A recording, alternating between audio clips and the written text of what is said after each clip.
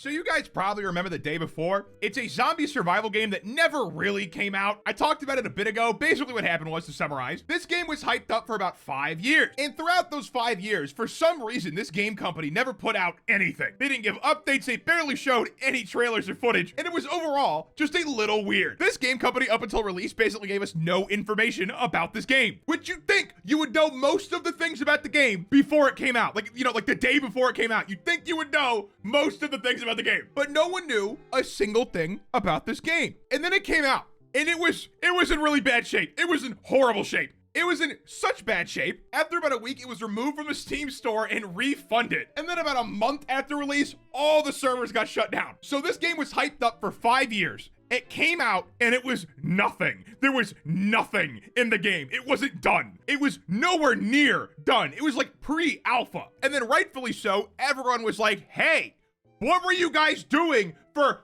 5 years? That's a really long time. And there's nothing in this game that's finished. What happened, guys? Well, so The Day Before developers actually told us what happened, and apparently everyone on the internet besides them is wrong. Now, in fairness to them, this is now deleted. And it was deleted within the same day it was posted. That's how you know it's bad. So to start off this little letter from the game devs, recently a lot of misinformation has emerged on the internet from supposedly anonymous sources. Fantastic provides an official response to these statements. And then the very first line is, anonymous people allege that we deceive players. We worked hard and honestly on the game for 5 years. No, you did not. No, you didn't. Even if we're gonna give this like the best case scenario, which is these people genuinely believe that they really did work on this game really hard for 5 years. You guys either really suck at your job or you have deluded yourselves into thinking you did a lot of hard work. Because I'm telling you, this game was not even finished. It wasn't even close to being finished. And just so you guys know, I'm not exaggerating. There is a guy who made a video called The Day After, and it is a parody trailer of The Day Before trailer. And it cost him $1,500 in assets and 300 hours of work. And $1,500 in assets might sound like a lot, but a single asset in a game can cost like 3 times that. So this is a very cheap trailer. And the parody trailer looks better than the original trailer for the game. And it costs $1,500 in assets and 300 hours of dev time. So if that's the case for this trailer, we can probably assume their trailer would have had a similar cost, which means saying they worked hard and honestly for 5 years is just a total lie. Like, seriously, when this game came out, it looked like it was worked on for like maybe a year, if you're being generous. And I will say, it is true that it did not take a penny from users. They didn't use crowdfunding. They didn't offer pre-orders. They didn't do any of that stuff. That is all true. And they did return money to players, and they did force refunds. The thing is, though, is I feel like they're just upset they got caught. Like, I really don't know how you can develop this game for like 5 years and then release this and expect it to go well. It was obviously going to go really bad. And I will also say this line about saying how many companies return money like that is like really passive aggressive.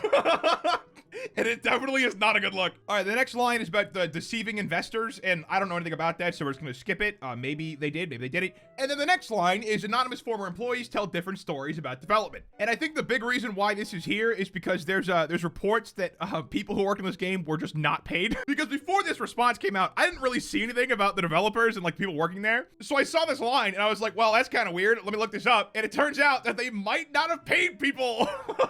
Now, depending how you look at this, it's not as bad as it initially seems. But from what I can find, it's not just unpaid labor like you would think, like they do the work and then don't get paid for the agreed amount. It's more like they were looking for free labor in particular. And apparently these people did the work for cool rewards and participation certificates and free codes. These volunteers apparently did work such as moderation and translation. And this is kind of like a gray area. Like, forget about moderating on like Twitch or whatever. Like, yeah, maybe XQC could afford to pay mods, right? Like, there's a reason that like YouTube and Twitter and Facebook, all of them don't pay people to moderate things. First of all, the people that take those jobs, they talk about having like PTSD because of all the horrible things they have to moderate on the website. So no one really wants to do this job. And then also, it's really expensive. Like, if you're gonna pay a bunch of people to moderate the amount of content that's posted every day, you would go bankrupt. You would need more people than there are on Earth to like actually moderate YouTube properly. And to be clear, that could be wrong. It's a number I just made up, but I feel like it's true. And then them not paying for translations and using free labor is also like strangely common. And this one I think actually is like way less okay to just be free, because having a second language is already hard. Like, it is already hard to learn two languages unless you just grew up knowing both languages. And then on top of that, when people translate stuff, they don't just translate like directly. A lot of language is loaded with meaning that you only understand if you're like a native of that country or that language. So like, for example,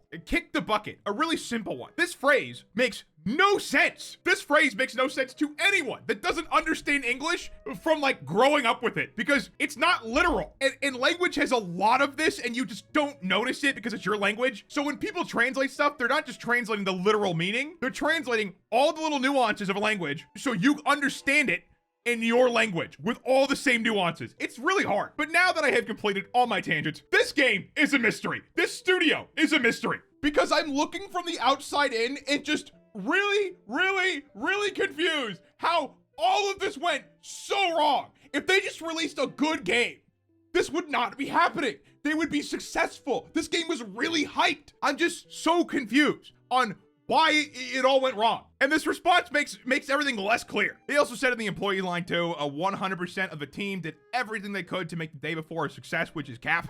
Because if that was the case, the game would have been done. The game would have been like a finished product, but it wasn't. And the next little line of this letter is who made money on the day before. Certain bloggers made huge money by creating false content with huge titles from the very beginning to gain views and followers, exploiting the lack of information about the game's development. They're actually triggered a gold rush among content creators due to the game's pre-release popularity. Hi, that is me a little bit, besides the whole creating false content part and with huge titles. The huge title part's true. But the false content? Nah. No one who's talked about this game has done it in a false way. The game was never finished. Like, yeah, we don't know the whole story, but like, what you're telling us doesn't add up with what we got. You can't say the devs worked really hard on the game for 5 years and then give us a pre-alpha slot thing. No one is going to believe you, especially when people are mimicking your game trailer with a single person for $1,500. No one's gonna believe you. Like, yeah, people who talk about the news talked about your game being a total scam, because that's what they talk about, the news. They talk about things that are happening and things that interest them, right? And I don't know, this is an interesting story. Game gets developed for 5 years. Everyone's hyped for it. It releases, and nothing is finished.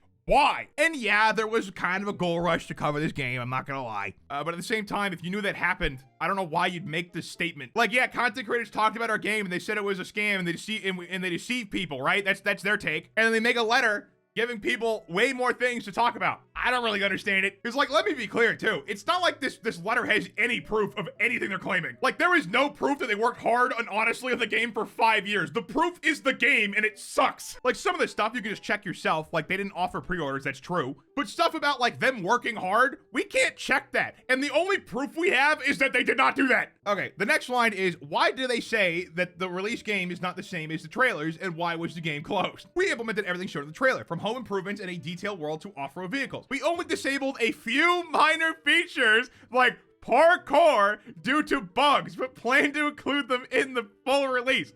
Okay, what other small features did you leave out besides parkour? Because I'm looking at features and it has an S on it, which means multiple were left out. So what else was left out? Because I bet it's a lot. I bet it's a lot of things. This game was a complete disaster. I have no idea how it got released. I don't know how these devs have wrote this response letter. I really don't. I don't know how you write this and don't immediately go like, huh, they're gonna call us out on like all of this. Like, if people's main gripe with your game is that it's bad, you saying you worked hard and honestly on it for 5 years is only gonna make people more confused and more angry. Like, it doesn't matter if you worked on it for 5 years. If that's all you could come up with in 5 years, you should have never made games to begin with. I'm sorry. I'm not one to tell people that they can't do a thing. I think most people can do a thing if they put their mind to it. I am one of those people. But if you're working on a game for 5 years and you've got a team of people, and the day before is what you come up with, you should give up. You should actually just give up. But that's going to be all for me about this. Tell me what you think in the comments down below. Like and subscribe if you're new. Follow me on Twitter @Spad1 and click that to more content, and have a good one.